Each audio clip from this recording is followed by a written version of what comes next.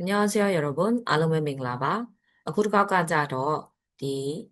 야디우두네 빠따데စကားပြော လေးတွေကို ဘာသာပြန်ပြပြီးတော့မှ speaking လေးလေ့ကျင့်တဲ့ပုံစံလေးပြောပြပေးတော့မှာဖြစ်ပါတယ်.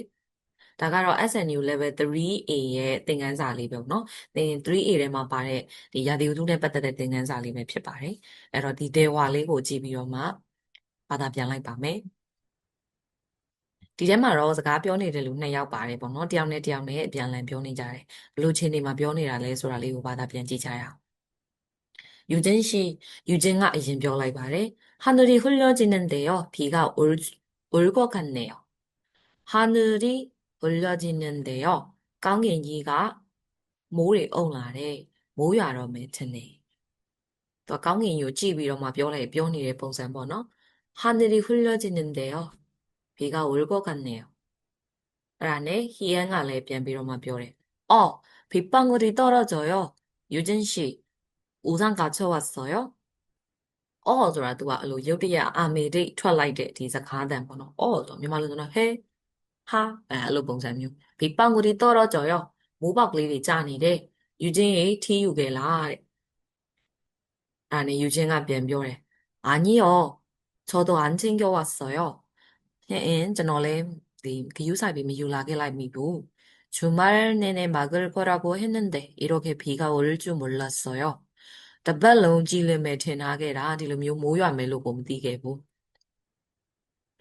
희연가နေပြီးတော့မှပြန်ပြောလိုက်တယ်. 그냥 지나가는 소나기 아닐까요? 잠깐 오다가 그치겠지요. ဒီတိုင်းပဲမိုးပြေးလေးနေမှာပါဟုတ်မိုးပြေးလေးမဟုတ်ဘူးလားပေါ့ဒါကတော့ 지나가는ဆိုတာ 지나가다ဆိုတာဖြတ်သွားတော့ 소나기ဆိုတာကမိုးပေါ့ဒီမိုးဆက်လေးတွေမိုးကိုပြောတာပေါ့နော်မိုးရွာနေတဲ့မိုးပွဲလေးတွေပေါ့အဲ့တော့ဒီတိုင်းပဲမိုးပြေးလေးမဟုတ်ဘူးလားဒီခဏနေရွာရင်းနဲ့ခဏနေပြန်တိတ်သွားမှာပါပေါ့သူအဲ့လိုပြောတာ 아니, 유진아လည်းပြန်ပြောလိုက်တယ်. 그러면 좋겠는데 별주기가 점점 굵어지는 것 같아요. ဒီလိုဆိုရင်တော့ကောင်းတာပေါ့ဒီမှာ. ဒါပေမဲ့လည်းဒီမိုးအခြေအနေကိုကြည့်ရပို့ပြီးတော့မှတဲလာတယ်ထင်တယ်. 아니, 희애가လည်းပြန်ပြောလိုက်တယ်. 유진 씨 여기 좀 보세요. 유진이 디오တစ်ချက်ကြည့်봐အောင် 뭐. 여기 일기예보에서 오늘 하루 종일 비가 온대요. 유진이 디마 ကြည့်ပါအောင် 네, 모레보다 가만자마 디니드네로 모여매대. အဲ့လိုပုံစံလေးပြောလိုက်တာ. 그래요? 스티븐이 오후에 바다에 가서 수영을 하자고 했는데 안 되겠네요. ဟုတ်လား 스티븐가 ညနေပိုင်းမှာပင်လယ်မှာရေသွားကူးဖို့ပြောထားတာမဖြစ်တော့ဘူးပဲ. 아니, 희애가လည်းပြန်ပြောလိုက်တယ်. 오늘 수영하기는 어렵겠어요. ဒီနေ့ကတော့ရေကူးဖို့အတွက်ခက်ခဲသွားပါပြီ.ခက်ခဲတော့မှာပဲ. 대신 박물관에 가는 게 어때? 어때? 들렁내려고 요발. 대신 박물관에 가는 게 어때요? 아싸, 뭐노? 에리 아싸. 에리 뼈다고 도와요, 블루레. 유진아 레비안表来대. 그게 좋겠네요. 제주도에 재미있는 박물관이 많다고 들었어요. 알로손레 깡나보. 제주도မှာ စိတ်ဝင်စားစရာကောင်းတဲ့ပြတိုက်တွေများတယ်လို့ကြားတယ်. အဲ့တော့သူတို့မိုးတွေရွာနေတာကြောင့်မို့လို့ဒီနေ့ညနေပိုင်းမှာရေကူးတဲ့စီစဉ်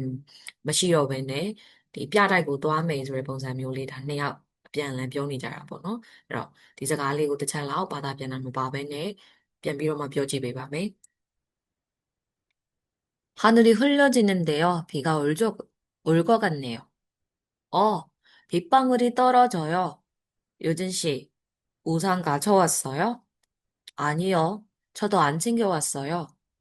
주말에 먹을 거라고 했는데 이렇게 비가 올 줄 몰랐어요.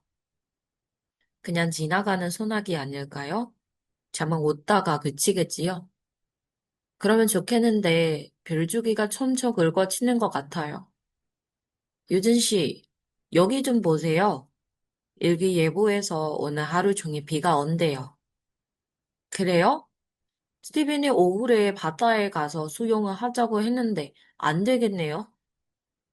오늘 수영하기는 어렵겠어요. 대신 박물관에 가는 게 어때요? 그게 좋겠네요. 제주도에 재미있는 박물관이 많다고 들었어요. ဟုတ်ပြီအဲ့တော့ဒီလိုမျိုးလေးဒီရာသီဥတု အခြေအနေနဲ့ပတ်သက်တဲ့ဒီဒေဟွာလေးကိုပြပြပေးလိုက်ပါပြီအဲ့တော့ဘာသာစကားကိုထပ်ပြီးတော့မှဒီနေရာမှာအစားသုံးပြီးတော့မှလေ့ကျင့်နေတယ်ဆိုလို့ရှိရင်ဒီအောက်မှာပေါ့နော်ထပ်ပြီးတော့မှပါသေးတယ်အဲ့တော့ဒီပုံစံလေးတွေကအတိုင်းပဲဒီအစိမ်းဆိုအစိမ်းပြဆိုပြအဝါဆိုအဝါပေါ့နော်အဲ့ဒီဟာလေးတွေအစားသုံးပြီးတော့မှလေ့ကျင့်ပေးလို့ရပါတယ်အဲ့တော့စကားပြောတဲ့အခါမှာတယောက်နဲ့တယောက်နဲ့အပြန်အလှန်ပြောစရာလိုမရှိဘူးဆိုလို့ရှိရင်လေတယောက်တည်းဒါကိုယ့်ရဲ့စိတ်ထဲမှာခံစားပြီးတော့မှပြောပါမယ်အဲ့တော့ speaking တွေပြောတဲ့အခါမှာဒီတလုံးချင်းစီစာဖတ်ပြီးတော့ပြောနေတာမျိုးထက် listening ကိုအရင်နားထောင်ပေါ့နော်ဒါဆိုလို့ရှိရင်လည်းဒါနားထောင်ရမယ့်အတန်ဖိုင်လေးရှိတယ်အဲ့တော့အတန်ဖိုင်လေးကိုအရင်ဆုံးနားထောင်မယ်နားထောင်ပြီးတော့လို့ရှိရင်အဲ့ဒီအတန်ဖိုင်လေးအတိုင်းပဲတန်ရောင်လိုက်ပြီးတော့မှလိုက်ပြောကြည့်ပါစကားတစ်လုံးကိုဒီအကြားအယုံကနေသင်ယူတဲ့ပုံစံပေါ့နော်အဲ့လိုမျိုးလေးလုပ်ပြီးတော့မှနှုတ်ထဲမှာဆွဲသွားပြီးဆိုမှဒီစာလေးနဲ့တွဲပြီးတော့မှလေ့ကျင့်တာမျိုးကပို့ပြီးတော့မှမြန်ပါတယ်အဲ့တော့များသောအားဖြင့်စာလေ့ကျင့်ကြလို့ရှိရင်စာလုံးတစ်လုံးချင်းစီကိုဖတ်ပြီးတော့မှလေ့ကျင့်တဲ့အခါမှာစာဖတ်တဲ့အတန်မျိုးပဲထွက်တယ်ပေါ့နော်စကားပြောတာမထွက်ဘူးဖြစ်တတ်ပါတယ်အဲ့ဒါကြောင့်မို့လို့ဒီ audio file လေးတွေတေချာနားထောင်ပြီးတော့မှတစ်ချောင်းပြောတစ်ချောင်းဒီဖတ်ပေါ့နော်အဲ့လိုမျိုးပုံစံမျိုးလေးလေ့ကျင့်မယ်ဆိုလို့ရှိရင်တော့တိုးတက်လာမှာပါအားလုံးပဲနောက်ဗီဒီယိုတွေမှာတွေ့ကြပါမယ်တတား